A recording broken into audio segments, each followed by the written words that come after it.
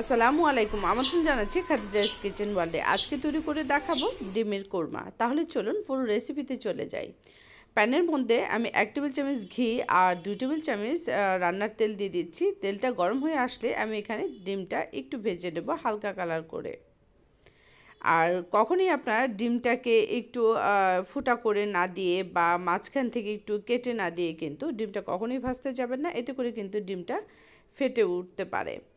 আর এখানে নিয়েছি আমি 4-5টা এলাচটাকে একটু ফাটিয়ে দিয়েছি, 4-5টা লং, একটা তেজপাতা। আর এলাচটাকে ফাটিয়ে দেওয়ার চেষ্টা করবেন, এতে করে ফ্লেভারটা বেশ ভালো পাওয়া যায়। আর এখানে গোলমরিচ দিয়েছি 10-12টার মতো। আর তেলটা যখন একদম গরম হয়ে এসেছে আর মশলার ফ্লেভারটাও ছড়িয়ে গেছে, তখন আমি এখানে 1 কাপ পেঁয়াজ বাটা অ্যাড করে দিয়েছি। আর এটাকে ভালো করে নেড়ে চেড়ে দিচ্ছি। পেঁয়াজের কাঁচা গন্ধটা চলে যাওয়া পর্যন্ত পেঁয়াজটাকে ভালো করে তেলের মধ্যে ভেজে নিতে হবে। 1 চা চামচ আদা বাটা দিয়ে আমি ভালো করে নেড়ে নিচ্ছি। ঠিক এভাবে করে আমি সবগুলো মশলা দেব আর ভালো করে একটু নেড়ে কষিয়ে তারপর কিন্তু আমি ডিমের কোরমাটা রান্না করে নেব। 1 টেবিল চামচ আমি রসুন বাটা আর 1 চা চামচ এখানে জিরা বাটা দিয়ে দিয়েছি। ভালো করে নেড়ে কিন্তু মশলাটা কষিয়ে নিচ্ছি। এখন দিয়ে দিচ্ছি 1 চা চামচ মরিচের গুঁড়া, দিয়ে আবারও একটু নেড়ে নিচ্ছি। আর এখানে নিয়েছি আমি 1/2 চা চামচ দারচিনি পাউডার। আর আপনারা চাইলে কিন্তু এখানে কেউ 2 টুকরা দারচিনি অ্যাড করে দিতে পারেন, বাট আমার হাতের কাছে ছিল না, তাই আমি দারচিনি পাউডারটা এখানে ব্যবহার করেছি। লবণ দিয়ে দিয়েছি পরিমাণ মতো, দিয়ে ভালো করে নেড়ে তেলটা যখন একটু উপরে চলে আসবে মশলার, তখনই কিন্তু এখানে 2 টেবিল চামচ টক দই অ্যাড করে দিয়ে আবারও এটাকে কষিয়ে নিতে হবে কিছুক্ষণ। যখন ভালো করে কষানোটা হয়ে যাবে তখন আপনি এখানে 3 টেবিল চামচ কাঠবাদাম পেস্ট অ্যাড করে দেবেন। আর আমি এটাকে ব্লেন্ড করে নিয়েছি। আর এটাকে নাড়তে নাড়তে একটা পর্যায়ে যখন দেখবেন এটা কষানো হয়ে গেছে, তখন ব্লেন্ড করে নেওয়া যে ব্লেন্ডার জগটা আছে সেখান থেকে আমি একটু পানি মিশিয়ে নিয়ে তারপর এটার মধ্যে অ্যাড করে দেব। আর তারপর আবার আমি এটা ঢাকনা দিয়ে ঢেকে একটু কষিয়ে নেব, কিন্তু এটা অনবরত নেড়েচেড়েই কিন্তু কষিয়ে নিতে হবে। আর আমি পরিমাণ মতো দিয়ে দিয়েছি, আর পানিটা দিয়ে আমি এটাকে এখন ভালোভাবে কষিয়ে নেব ঢাকনা দিয়ে। আপনারা চাইলে পর্যায়ে কেউ কাজু বাদাম বাটা পেস্ট অ্যাড করতে পারেন, আবার চিনাবাদাম বাটাও পেস্ট অ্যাড করতে পারেন, কিন্তু সবচেয়ে বেশি টেস্ট হয় কাঠবাদাম দিয়ে যদি আপনি এই ডিমের কোরমাটা রান্না করেন। আশা করছি বুঝতে পেরেছেন। আর আমি ঢাকনাটা খুলে ভালো করে নেড়েচেড়ে দিয়ে এখন আমি অ্যাড করে দিচ্ছি গরম দুধ।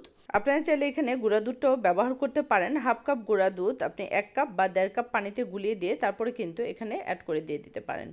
আর অনেক সময় দেখা যায় যে দুধটা দেওয়ার পর আবার এই গ্রেভি থেকে কিন্তু ফেটে যায়, কারণ টক দই দেওয়া থাকে। আপনি যেভাবে আজকে রেসিপিটা দেখছেন সেভাবে যদি রান্না করেন আপনার এই গ্রেভিটা কিন্তু ফেটে যাবে না এবং মসৃণ থাকবে। আজকে আমি যেভাবে করে ডিমের কোরমাটা রান্না করছি, এইভাবে যদি ডিমের কোরমাটা রান্না করেন গ্রেভিটা খেতে হবে দারুণ টেস্ট। আর আপনি যে কোনো অনুষ্ঠানে আপনি আয়োজনে আপনি এই ডিমের কোরমাটা রান্না করে নিতে পারবেন এবং প্রশংসা করাতে পারবেন অনেক বেশি। আর আমি ডিমটা অ্যাড করে দিয়েছি, দিয়ে ভালো করে নেড়েচেড়ে এখন আমি এটাকে ঢাকনা দিয়ে ঢেকে রান্না করে নেব কিছুক্ষণ। অনেক সময় দেখা যায় ডিমের কোরমার গ্রেভিটা একটু ছাড়া ছাড়া লাগে, মসৃণ থাকে না।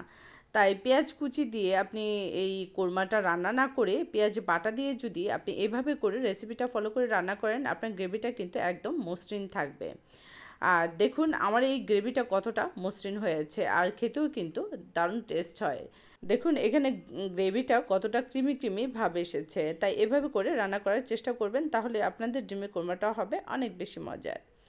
আর আমি এখানে কাঁচামরিচ অ্যাড করে দিচ্ছি। কাঁচামরিচের মাথাটা একটু ভেঙে দিয়েছি ফ্লেভারের জন্য, ঝালের জন্য না। আর এখানে আমি অ্যাড করে দিচ্ছি পেঁয়াজ বেরেস্তা। আর পেঁয়াজ বেরেস্তাটা দিয়ে আমি একটু নেড়ে নেব।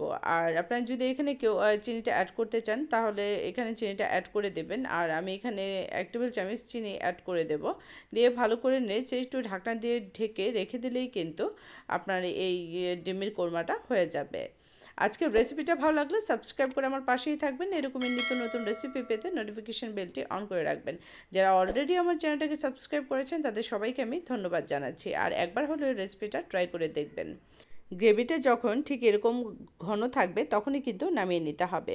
খুব বেশি পাতলাও রাখা যাবে না, এতে করে কিন্তু ভালো লাগবে না। তাই গ্রেভিটা একটু ঘন ঘন রাখতে হবে, নামিয়ে নেওয়ার পর আরেকটু টেনে যাবে। আর ডিমটা ভাজার সময় কিন্তু আমি এই ডিমটাকে লম্বাটা করে চারদিক দিয়ে একটু চেড়ে নিয়েছিলাম। এতে করে কিন্তু প্রত্যেকটা মশলা এই ডিমের ভিতরে ঢুকে যাবে। রেসিপিটা ভালো লাগলে লাইক দিয়ে কমেন্ট করে আমাকে অবশ্যই উৎসাহিত করবেন। আর এই রেসিপিটা যখন করবেন অবশ্যই ঘি দিয়ে তৈরি করার চেষ্টা করবেন। আর বেঁচে যাওয়া সর দিয়ে কীভাবে ঘরে খাঁটি ঘিটা তৈরি করে নিতে হয় সেই ভিডিওটা আমি শেয়ার করেছি। আশা করছি আপনারা সেই ভিডিওটা দেখে নেবেন, খাঁটি ঘিটা ঘরেই তৈরি করে নিতে পারবেন। আপনার একটা ভালো কাজ অন্যের জীবন বাঁচাতে পারে, তাই বেঁচে যাওয়া খাবারটি ফেলে না দিয়ে অন্যকে খেতে দিন। নিজে ভালো কাজ করুন, অন্যকে ভালো কাজ করতে উৎসাহিত করুন। আজকের মতো এখানেই, আল্লাহ হাফেজ।